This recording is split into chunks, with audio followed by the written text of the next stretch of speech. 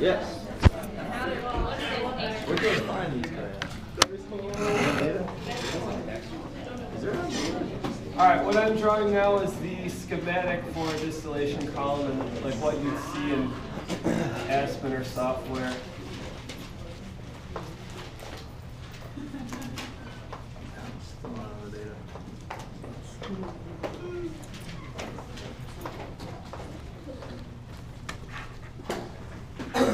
So this is your column, this is your condenser, and your reboiler. We'll talk more about what they do.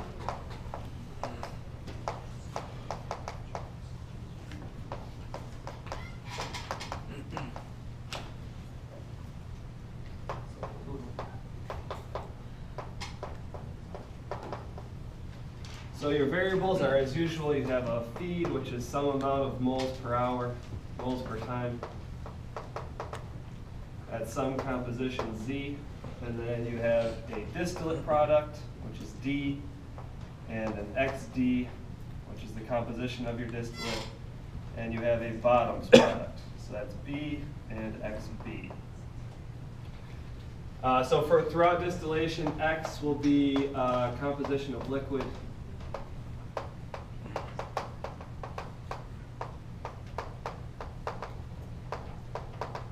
And Y is a composition of the vapor.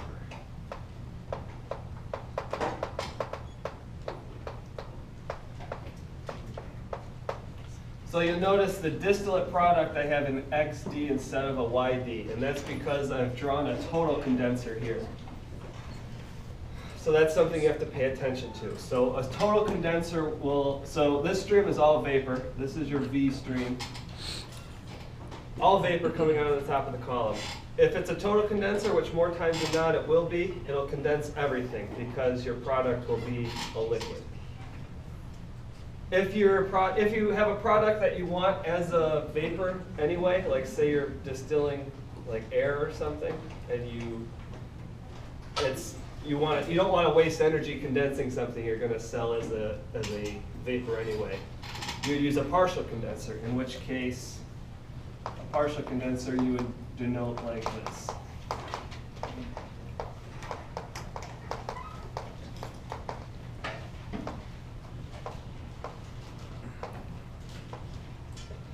So just note where this line comes.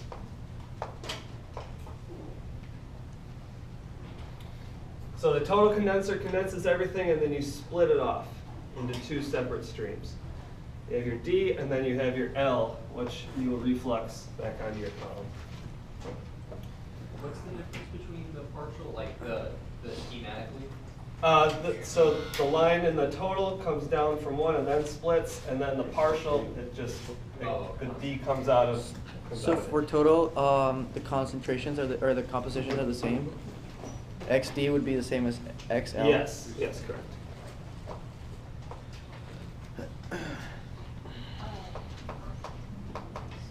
So your D stream is a vapor and the partial condenser a liquid? Yes.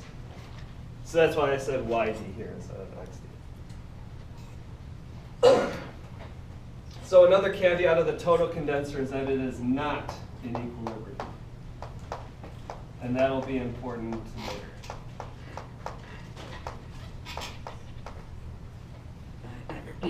But the partial condenser is in equilibrium.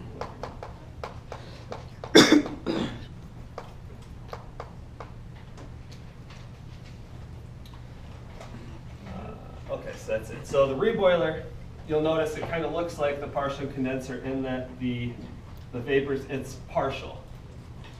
You see that? Because you have to have vapor coming back into the bottom. So you have to, it has to equilibrate. Yeah? Is XD changing over time? No, if it's at steady state. So why would you want to send L back into the column so it's distilled as you want it at the end? Because in each stage you have to have a liquid and vapor coming in from both sides. If you didn't have liquid coming back into the top, everything would break down. It's because you have to have, there's vapor coming up from this stage. It has to be balanced by a flow of liquid as well. So the reboiler, just like the condenser will more times than not be total, the reboiler will also be partial more times than not. So that means that it is in equilibrium.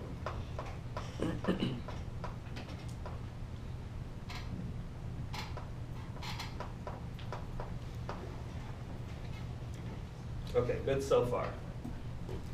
So each stage has liquid falling onto it from the stage above, and it has vapor coming into it from the stage below. And it is giving vapor to the stage above and letting liquid fall to the stage below. So these, let's say that's a prime, and that'll be a prime. So these all have to be in mass balance with each other, obviously. And then, as he talked about the conditions of equal mole overflow. I think just the. Yeah, the H's are the same. Yeah. This is the most important assumption you have to make in doing this kind of analysis. Delta H vaporization of the two components have to be equal.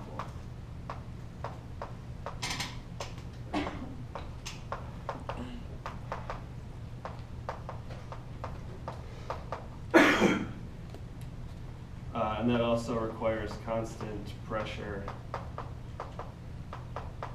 and adiabatic.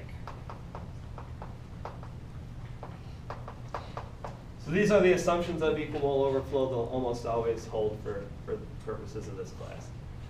So what that allows you to say is that L is equal to L prime and V prime is equal to V. And that simplifies things a lot. So this part of the column is called the rectifying section.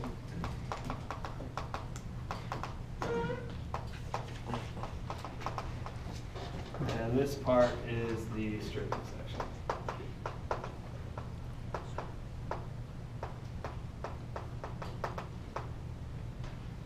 And then the one other thing you have to pay attention to is what is the thermal state of your feed.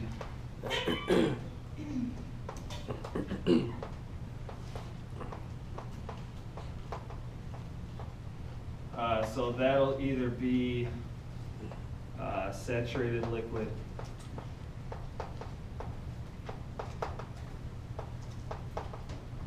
saturated vapor,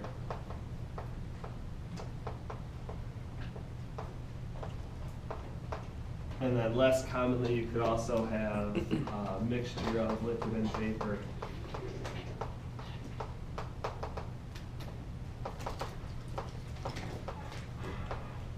Or you could have superheated steam or subcooled liquid.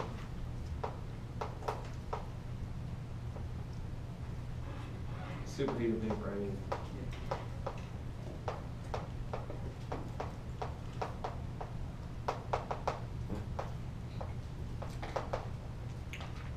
Saturated liquid is mostly what you find. So that's, for the remainder of the analysis, I'll do it for that first. Going too fast, we need to slow down? Perfect, you got perfect. Okay, so for the case of a saturated liquid feed,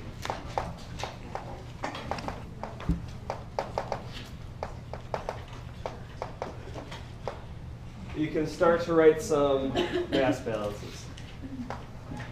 Obviously, F equals D plus B will always hold no matter what. And by extension, ZF equals XD plus XB will hold.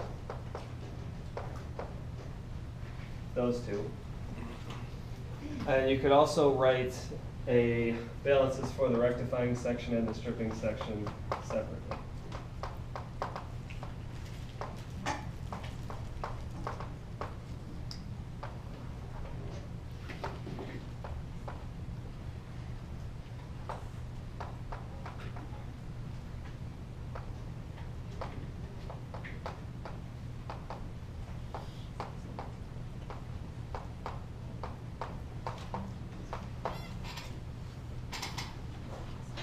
So that's kind of almost not obvious, but if you just take this as your control volume, you see you really only have, well, this is included. But for each stage, you can write this as a balance.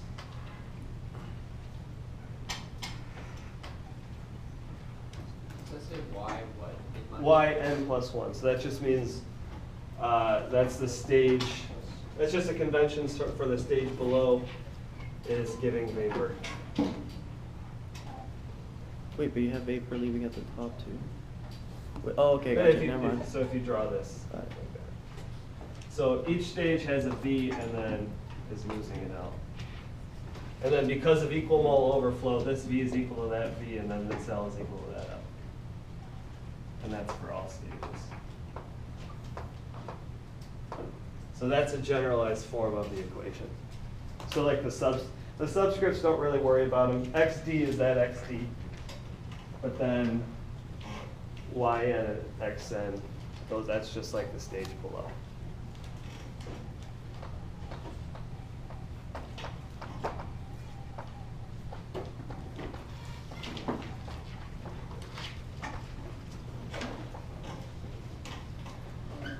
Okay, so now I'm going to divide through by V.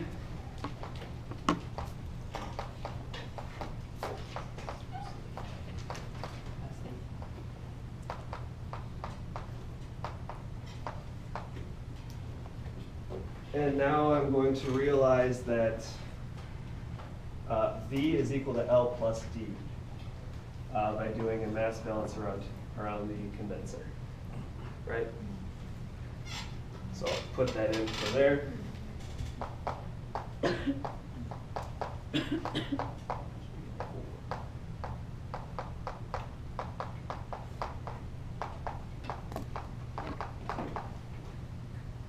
Then I'll divide these fractions through by D.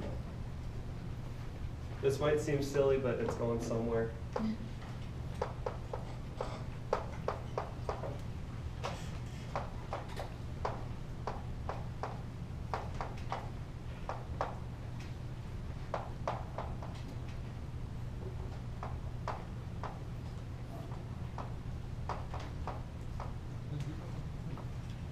Wait, And- can you do that? Huh? Can you do that?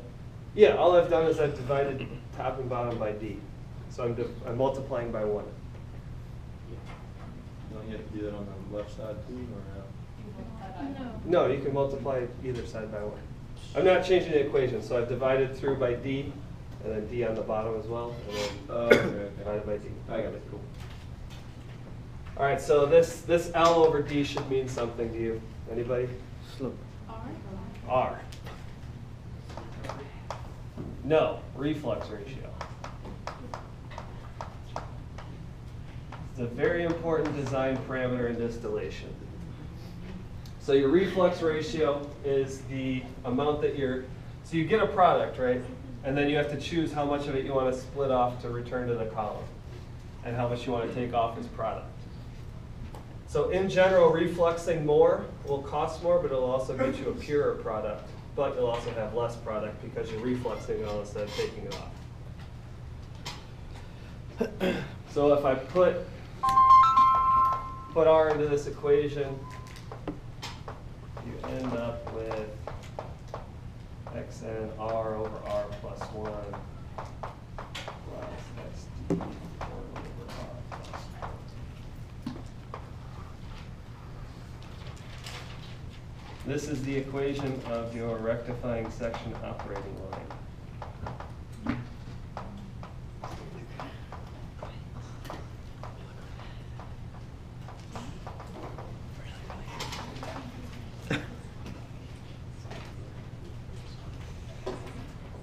Yeah, Sarah. Is it total reflux, saying that you're refluxing everything back in? Yes, So you have no D coming out? correct. So that's like a theoretical situation. And I'll talk to that further along. Going good? Okay. So I mentioned over here that you're subject to mass balance constraints. You're also subject to equilibrium constraints. So the X here and the Y here, well, the X in the stage and the Y in the stage are in equilibrium. in practice, what a stage looks like is a plate with a bunch of holes in it. And the vapor is bubbling up through the holes, and then the liquid is dispersed through it, so there's lots of contact. So you can write, it's an iterative process, so you know that in the first stage, that the x and y have to be in equilibrium, and then there has to be a mass balance to go to the next stage. So the x and y have to be in equilibrium, then you have to go to the next stage with mass balances. So if you know the relation for alpha, that's your equilibrium constraint.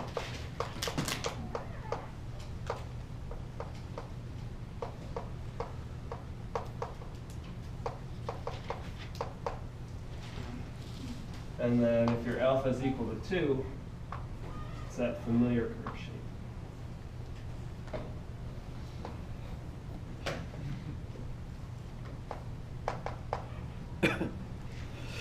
And alpha equals 1 is the straight line? No. No, that's y equals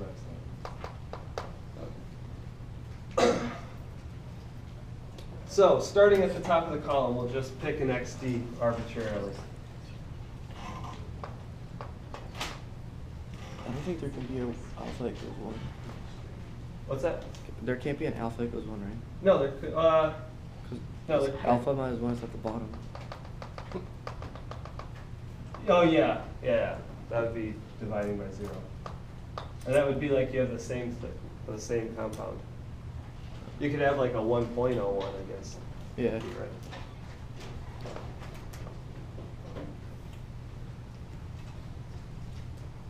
What are those on the axes, YD and XD? That's just what I've picked arbitrarily for a composition for your outlet or for your product. I thought he said it was a total condenser. It is a total condenser. So why does it have a YD? XD and YD would be the same. So YD is here, I guess. Oh. Right? If you have something with composition of 0.9 and you condense it all, it still has the same composition. It's It's just, just on the line y equals x too. One last yeah. question. Why did you say Y is equal to X? Is that because they're in equilibrium? Or? Oh, no. This line is just the y equals x line.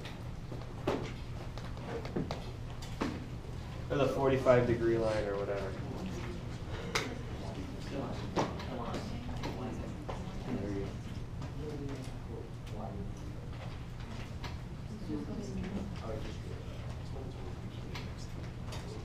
Good? Like the YDs and XDs, that's the composition around the condenser. Okay, so I picked this arbitrary XD, and then this YD is the composition that's coming into the condenser. Coming off the first stage into the condenser. So you're condensing all of it. Right. XD is equal to YD in this case. So if it was a partial condenser, how would it differ? Like, what would the X and the Y component look like for that? You have that, Steve? You would still have an XD and a YD. It would still look the same thing. You would just count it as an equilibrium stage.